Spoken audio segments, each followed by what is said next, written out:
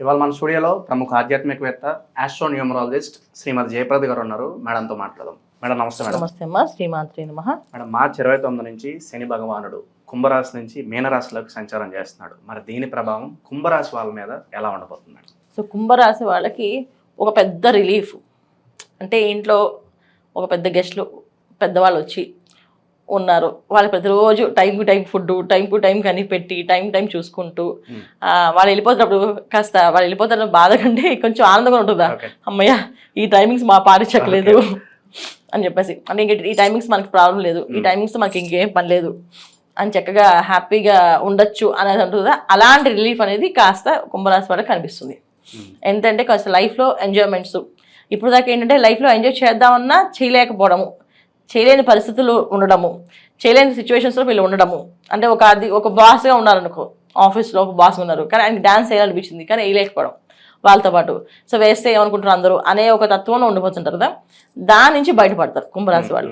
ముఖ్యంగా ఏంటంటే కుంభరాశి వాళ్ళకి భార్యాభర్తల మధ్యన బాగా ఈగో క్లాషెస్ వచ్చి చాలా గొడవలు, ఇబ్బందులు జరుగుతూనే ఉంటాయి. నువ్వేంటంటే నువ్వు తగ్గేది లేదన్నట్టుగా ఇద్దరు ఎక్కువ డిస్కషన్స్ పెట్టుకునే వాళ్ళకి రిలీఫ్ ఖచ్చితంగా. వాళ్ళు హ్యాపీగా మళ్ళీ కలిసిపోవడం, ఎటువంటి డిస్టర్బెన్సెస్ లేకుండా మంచిగా వాళ్ళది కాపురం కొనసాగుతుంటారు. అంత అవకాశం రాకుండా జరుగుతుంది. అలా ఉన్న వాళ్ళకున్నా మళ్ళీ నార్మల్గా వచ్చే పరిస్థితి వచ్చేస్తుంది. తర్వాత సంతానం అస్సలు మాట వినకపోవడము, ఎదురు తిరగడము, ఎదురు సమాధానం చెప్పడం, ఇవన్నీ కొన్ని తగ్గిపోతాయి ఆటోమేటిక్గా. ఇవి కూడా వీళ్ళకి ఒక రిలీఫ్ అనమాట. సో మెయిన్ ఏంటంటే కుంభరాశి వాళ్ళకి చాలా చాలా రిలీఫ్ అనేది కనిపిస్తుంది వాళ్ళకి. అంటే వాళ్ళు అనుకునే పనులు ఇప్పుడు దాకా ఏ పని అనుకుంటే దానికి ఆపోజిట్ జరిగేది, ఇప్పటి నుంచి వాళ్ళు అనుకునే పనులు అనుకున్నట్టుగా జరుగుతాయి. బ్రహ్మాండంగా వీళ్ళకి సాధిస్తారు. సో అన్నిటికంటే అంటే శని భగవాన్ వెళ్ళిపోతూ మంచి చేస్తాడు ఎప్పుడు కూడా. ఆ రాశి నుంచి వెళ్తున్నాడు అంటే ఇన్నాళ్ళు మీరు చేసిన శ్రమకి గుర్తింపు అనేది జరుగుతుంది. ఇప్పుడు ఒక పెద్ద మనిషి వచ్చి ఇంట్లోంచి వెళ్ళేటప్పుడు ఏదో కానుక ఇచ్చి వెళ్తారా, మీరు మమ్మల్ని బాగా, మీ హాస్పిటాలిటీ బాగా నచ్చింది, మీరు బాగా రిసీవ్ చేసుకున్నారు, బ్రహ్మాండంగా చూసుకున్నారు అన్నప్పుడు మంచి ఫలితాలు ఉంటాయి. అలాగే మనం చూసుకోలేదు, బాధ పెట్టారు అని చెప్పిన వాళ్ళకి చెడు ఫలితాలు ఉంటాయి కదా.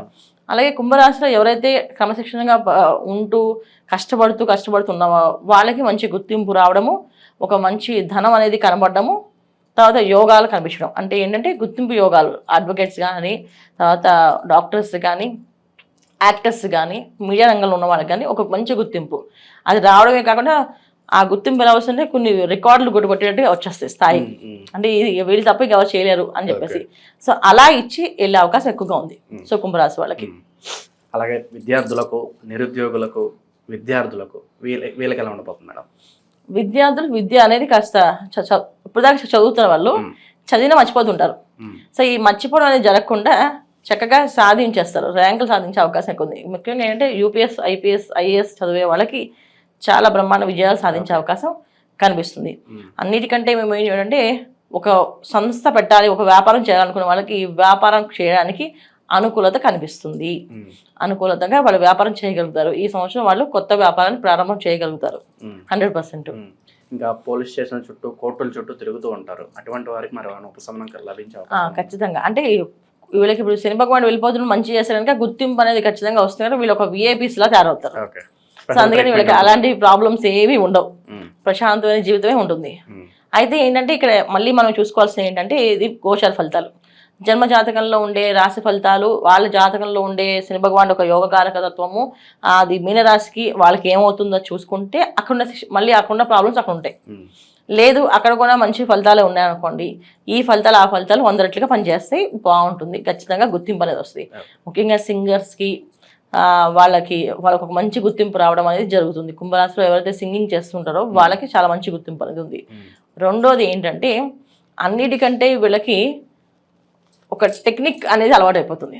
సో ఏ విషయాన్నైనా ఎలా చేయగలం అని చెప్పి ఒక టెక్నిక్ అనేది వస్తుంది. ఎందుకంటే ఇక్కడ కుంభరాశిలో ఎవరు వస్తున్నారు, రాహు వస్తారు. సో సాధించే శక్తి ఏంటంటే ఎక్కువ కష్టపడకుండా, ఇప్పుడు దాకా ఒళ్ళుంచి కష్టపడుతూనే ఉన్నారు కానీ వచ్చే లాభం 10 రూపాయలే. ఇప్పుడు ఏంటి బుర్రతో కష్టపడితే 100 రూపాయలు లాభం చూపిస్తారు కదా, అలాంటి అవకాశం ఎక్కువగా ఉంది. అయితే ఇది వచ్చిన అవకాశాన్ని జాగ్రత్తగా వాడుకుంటే అది ఇబ్బంది లేకుండా ఉంటుంది.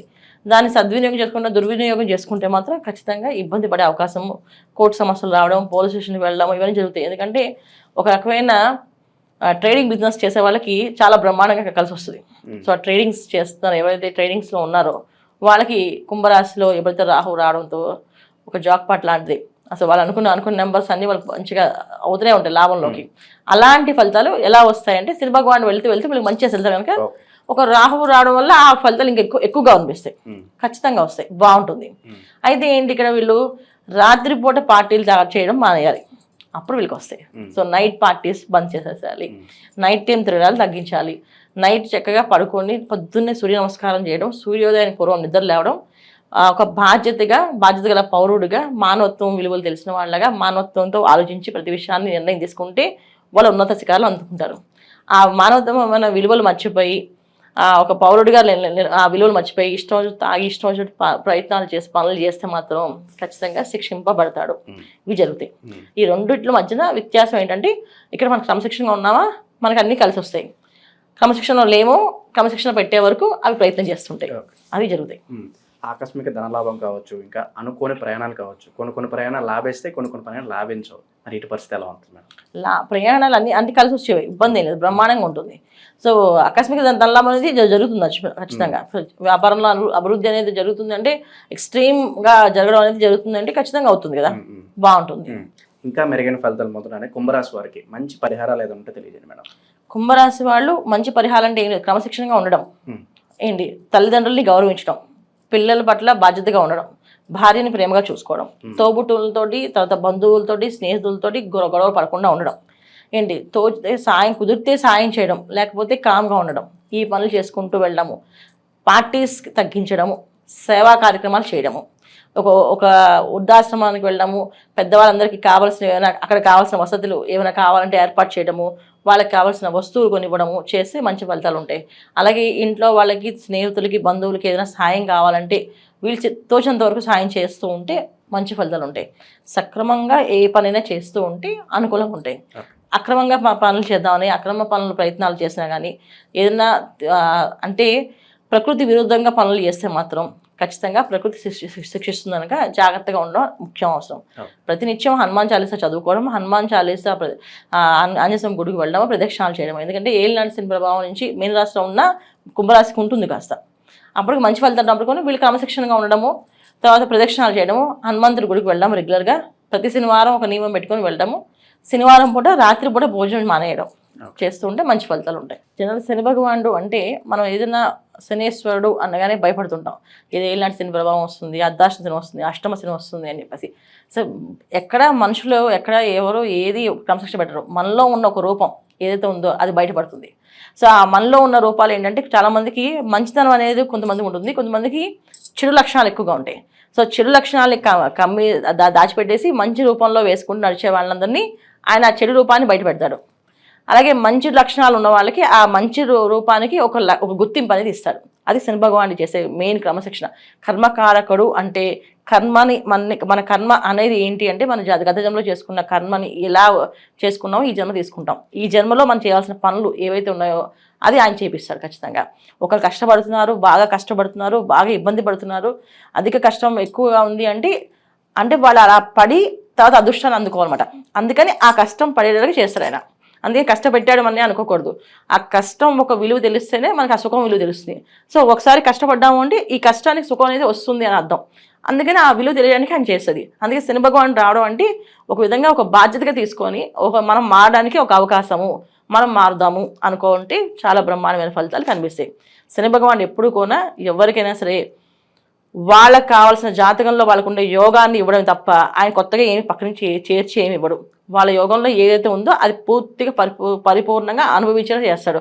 మన జాతకంలో మనం కష్టపడే అవకాశం ఉంది, రాసి ఉంది అంటే కష్టపడతాం. లేదు మన జాతకంలో అదృష్ట యోగం ఉంది అంటే ఖచ్చితంగా అదృష్ట యోగాన్ని అందుకుంటాం. ఈ అదృష్ట యోగానికి ఈ తర్వాత ఈ కష్టపడడానికి కారకుడు ఎవరంటే శని భగవానుడు కర్మకారకుడు. సో అందుకే ఆయన మకర రాశికి కుంభరాశికి అధిపతి అంటే కర్మస్థానం, లాభస్థానం. సో జనరల్గా మనం చూసుకుంటే 10వ స్థానం 11వ స్థానం అవుతుంది. 10వ స్థానం అంటే కష్టపడడం ఎలాగో, 11వ స్థానం అంటే లాభపడడం ఎలాగో. అంటే 10వ స్థానంలో కష్టపడడం నేర్పిస్తే తర్వాత సుఖపడి చూపిస్తాడు ఆయన. ఈ విధంగా ఉంటుంది కనుక శని భగవానుడు యొక్క తత్వాన్ని మనం అర్థం చేసుకొని ఆయనకి ఏది నచ్చుతుంది తీయగా మాట్లాడడము, ఎదుటి వాళ్ళని నొప్పించకుండా ఉండడము, మనం తల్లిదండ్రుల దగ్గర మన భార్య పిల్లల్ని బాధ్యతగా చూసుకోవడము, అలాగే ఈ పద్ధతుల్లో మనం ఎవరితోనైనా మాట్లాడినప్పుడు స్పష్టంగా నిదానంగా చెప్పడము, నచ్చలేదు అని మొహం మీద చెప్పకుండా నచ్చట్లేదు అని నిదానంగా చెప్పడం అనేది చేసుకుంటూ వెళ్తే అన్నీ అనుకూలంగా మారుతాయి. ఇది శని భగవాన్ ఒక తత్వం. కుంభరాశి వాళ్ళందరూ కూడా కుంభస్థలాన్ని బద్దలు కొట్టాలని చెప్పి మనస్ఫూర్తి కోరుకుందాం మేడం. ధన్యవాదాలు. నమస్తే అమ్మా. శ్రీమాత్రే నమః.